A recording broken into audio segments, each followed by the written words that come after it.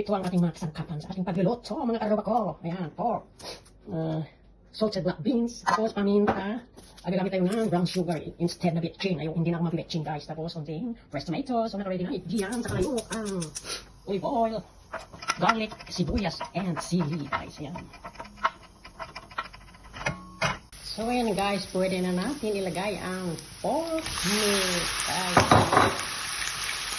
Of course, ihalo natin, guys.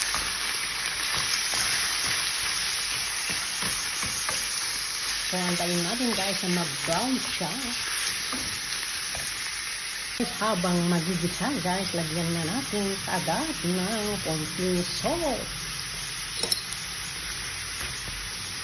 Lagyan na natin ng black pepper, guys.